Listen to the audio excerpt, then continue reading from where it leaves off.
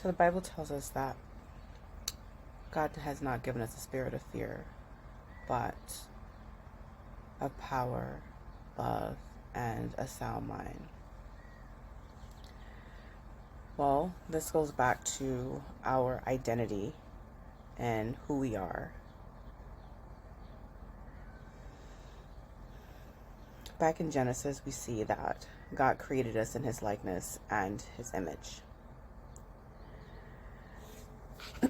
And from the beginning of time, we were given dominion over everything in the sky above us and on the earth beneath us. But it's interesting how even with the dominion that we've been given over God's creation, everything that he created, and how yet we were also wonderfully and uniquely made in the image of God, and made in such a way that we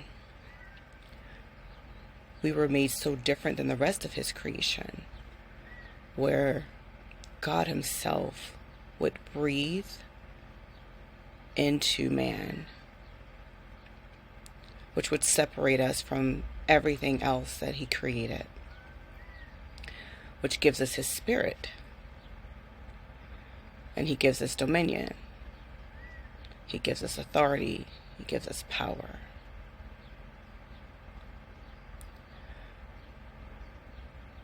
Which also solidifies the fact that we were not given a spirit of fear, because God is not fearful, right? And so the very thing that we were given authority and power over was also the very thing that came to manipulate us into giving up that power and dominion. So the enemy comes in and manipulates, right? Tries to deceive Eve into giving up this power by saying, well, God told you that if you eat from any of these trees, any tree, that, God told you that you couldn't eat from any of the trees here. And surely he doesn't want you to eat from any tree here, because you would be like him. You would be like a god. And the first thing Eve says is, well, first of all, God didn't say I couldn't eat from any tree. He just said I couldn't eat from a specific tree. So first of all, we know what God has says, the instructions that God has given us. And so she differentiates and catches the first part of the manipulation and says, no, it's not every tree. It's just one tree. And out of one tree is where I can't eat of this fruit.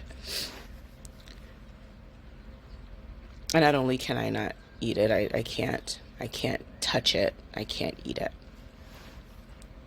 He says, well, he doesn't want you to have that, because if you do, then you'll be like God, and you'll know as much as he does.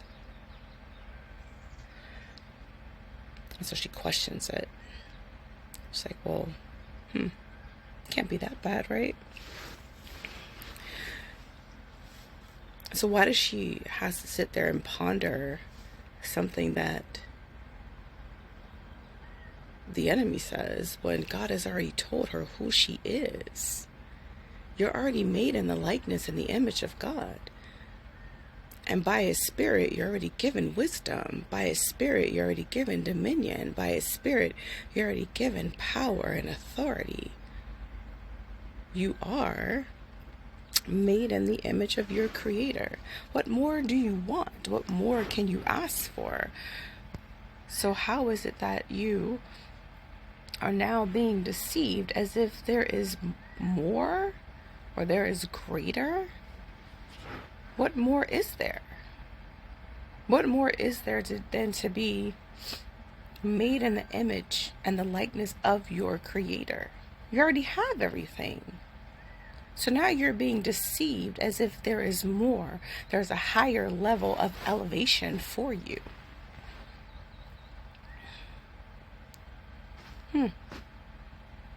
So what she does is she first touches the fruit on the tree.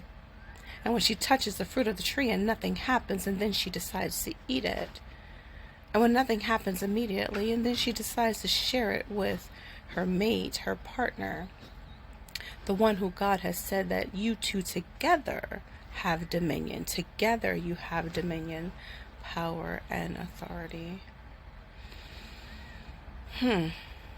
So when she does that, and they both now are joined together in being deceived, because now she is deceived into thinking that there is something greater or higher, meaning that she can be higher than the one who has created her.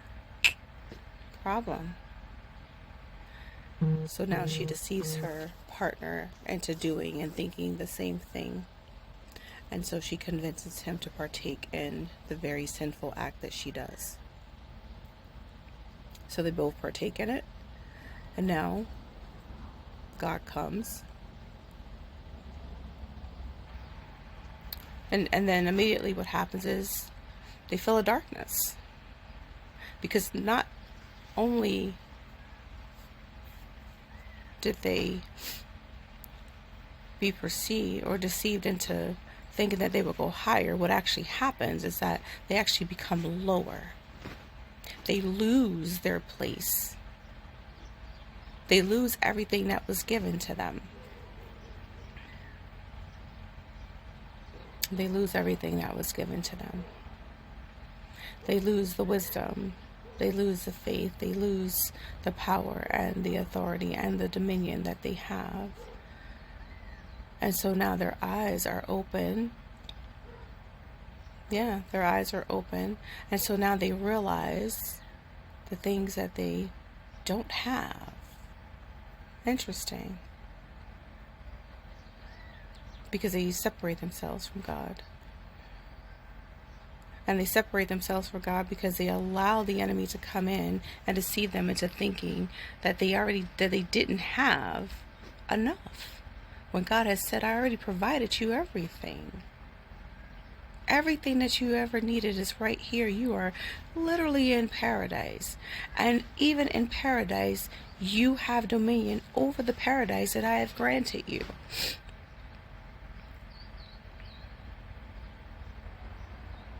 So now being fearful that it is not enough, they go against what was commanded by God. And try to seek more.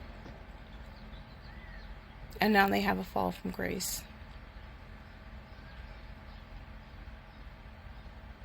And now that they see that they are naked.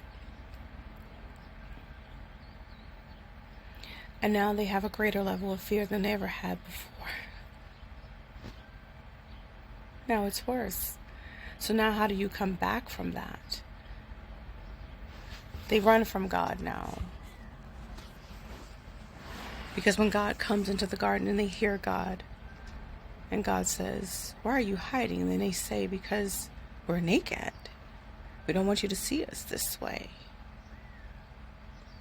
Why would they not want God to see them this way? God created them. God already knows who they are. He brought them into this world. But now they think that they are not good enough to be seen by God. So they run and they hide. And so this is what we do. We are given so much by God. And when He gives us things to do, He calls us and says, this is what I ask of you. This is what I desire of you. We go astray. We try to make a path on our own. Because we were like, but there has to be more. This can't be all. And in our desire, in our attempts to go and create our own pathway, we fall. And then we start going down a pathway where we start having less and less and less. And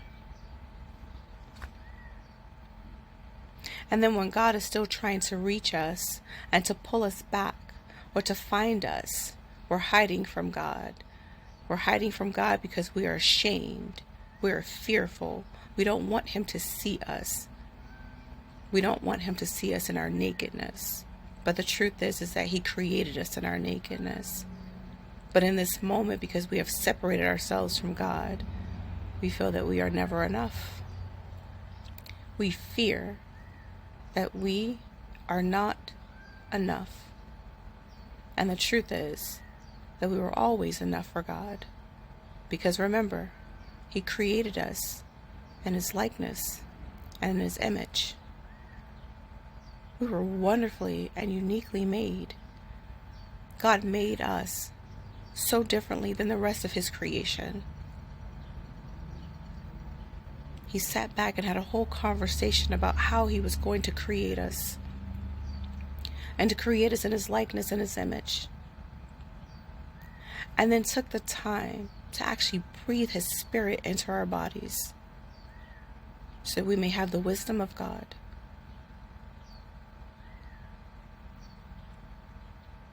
We would be made like him. We would have dominion and authority over his creation, that we would be called by him to work with him on this earth. We're always enough. We should never fear that we're not enough for God, because he made us. He called us. He knows what we need, and he has always provided for us. We don't need to try to create a different path for our lives.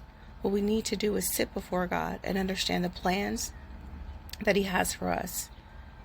And we need to be not deceived by the enemy, who we already also have power and dominion over.